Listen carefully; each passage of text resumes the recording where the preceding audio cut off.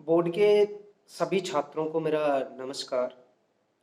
जो आप लोगों के साथ हुआ है, बोर्ड के विद्यार्थियों के साथ, वो बहुत गलत हुआ है। आप लोगों के जो पेपर हैं वो ऑफलाइन हो मोड में हो रहे हैं और ये सिर्फ आप लोगों की वजह नहीं है। ऑफलाइन मोड में आप लोगों के पेपर ऑनलाइन मोड में हो सकते थे अगर आपको मिस गाइड नहीं किया जाता। आप लोगों को जिन लोगों ने लीड किया वो बहुत ही गलत तरीके से लीड किया। मैं बार बार बोलता आ रहा हूँ, सिर्फ उन लोगों ने अपनी पब्लिसिटी के लिए आप लोगों को गलत मिसलीड किया, गलत मिसगाइड किया। अगर वो चाहते तो आप लोगों के पेपर ऑनलाइन मोड में हो सकते थे या पोस्टपोन्ड हो सकते थे या कैंसिल हो सकते थे। कुछ ना कुछ तो जरूर हो सकता था।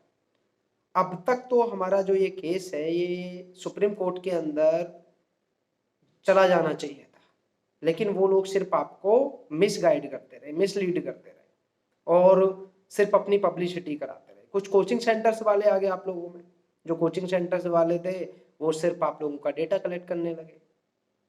तो अगर इस केस को हम लोग सुप्रीम कोर्ट के अंदर पहले ही ले जाते तो शायद कुछ ना कुछ डिसीजन आ जाता। और साथ में देखिए, सबसे बड़ी कमी देखिएगा, आप लोगों को बोलने जा रहा है कि सिलेबस कंप्लीट नहीं है। अगर आपको इस टाइप से मिसगाइड किया जाएगा, मिसलीड किया जाएगा कि सिलेबस कंप्लीट नहीं है, ये मुद्दा अगर आप उठाओगे तो आपके किसी भी कीमत पे आप लोगों के एग्जाम कैंसिल नहीं हो सकते थे। वो मैं आपको डे वन ही बोल चुका हूँ। सिर्फ और सिर्फ अगर एग्जाम आपके कैंसिल हो सकते थे, वो हो सकते थे हेल्थ इशू को लेकर। क्योंकि आप लोगों को शायद नहीं पता है, करीब 50% स्टूडेंट ऐसा है जो कोरोना से पॉजिटिव हो चुका है और आज भी उसको सिम्टम्स हैं। अब अगर उसको सिम्टम्स हैं तो वो पढ़ाई कैसे करेगा, वो एग्जाम कैसे देगा। अगर ये मुद्दे उठाए जाते तो शायद आप लोगों के पेपर या तो कैंसिल होते या ऑनलाइन होते या पोस्टपोन्ड होते। ये मैं लिख कर दे सकता हूँ आप लोगों को।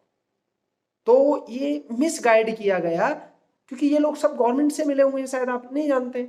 जितने भी लोग आपको सपोर्ट कर रहे हैं ना कहीं गवर्नमेंट से मिले हुए हैं। सिर्फ एक हिंदुस्तानी बाहू को छोड़ के वो जो बंदे हैं वो दिल से आप लोगों के साथ थे। और आज देखिएगा, एक एक चीज देखिएगा, ये जितने भी लॉयर्स हैं या जितने भी ये कोचिंग सेंटर्स वाले हैं, ये वो जेल के अंदर हैं, वो थाने के अंदर बंद हैं, उनको कोई सपोर्ट नहीं कर रहा है, सिर्फ आप बच्चों को छोड़ के। और आप लोगों को मिसगाइड किया जा रहा है। जबकि जो बंदा हमारी वजह से थाने के या जेल के अंदर है, उसके लिए सपोर्ट करना चाहिए इन लोगों को। कोई सपोर्ट नहीं कर रहा है। मैं हमेशा सपोर्ट कर रहा हूं हिंदुस्तानी बाहू को और आप लोगों को भी हमेशा सपोर्ट करता रहूंगा, बशर्ते आप लोगों को मिसगाइड नहीं किया गया होता।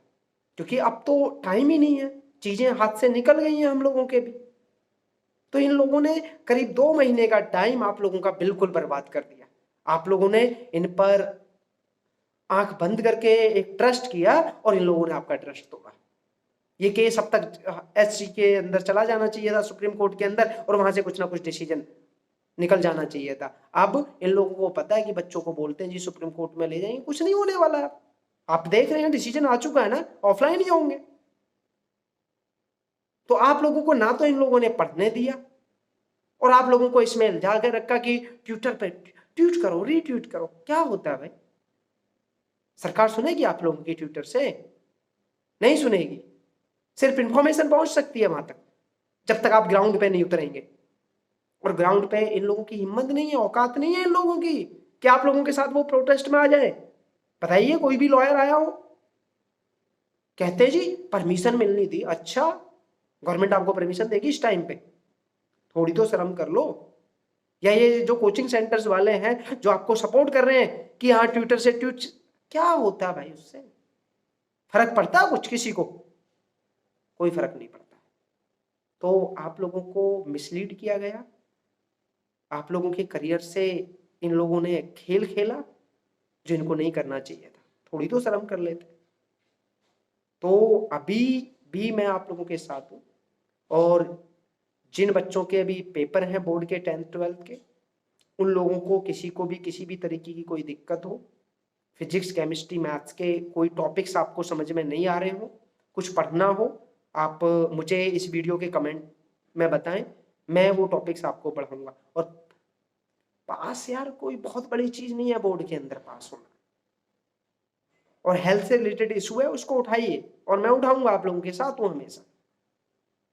तो कोई भी टॉपिक से रिलेटेड किसी को प्रॉब्लम है, आप कमेंट कीजिए, मुझे बताइए, मैं हमेशा साथ हूँ आप लोगों के। छात्र एकता जिंदाबाद। तो यूनिटी हम लोगों को शो करनी है, क्योंकि सबसे बड़ी कमी क्या रही ना, क्योंकि सारे स्टूडेंट तक इंफॉर्मेशन ही नहीं पहुंच पा रही थी। हम किसी एक प्लेटफॉर्म पे ही नहीं है। तो अभी एक प्लेटफॉर्म भी है इस टाइप का, हम लोग एक लॉन्च करेंगे जिसपे सिर्फ छात्र ही होंगे।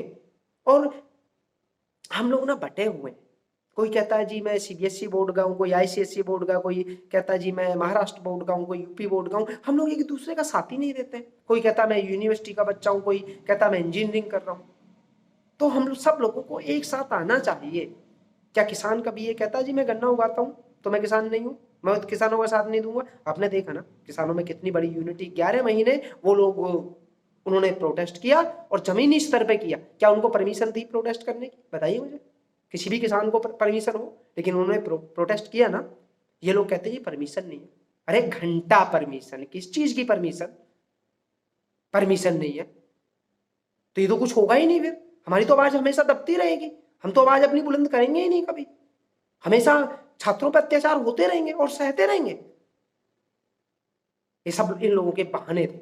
ये लोग डरते हैं, डरपोक हैं ये गवर्नमेंट के। क्या बोलूं इनको, क्या शब्द बोलूं इनके लिए? तो सभी लोगों से रिक्वेस्ट है कि अगर किसी को कोई दिक्कत है किसी भी तरीके की, तो वो कमेंट करके बताएं। और बहुत जल्दी एक पोर्टल लॉन्च करेंगे जिसपे सिर्फ छात्र ही होंगे, ताकि इन्फॉर्मेशन हमारी फ्लो हो सके और छात्र एकता जिंदाबाद हो सके। और हमारे हमारे ऊपर अत्याचारों को, जो अत्याचार होते हैं उनको हम लोग खत्म कर सकें, जड़ से रेडिकेट कर सके उनको। तो जय हिंद, जय भारत, ऑल द बेस्ट। सभी के एग्जाम बहुत अच्छे से हों और सभी के मार्क्स बहुत अच्छे हैं। जय हिंद।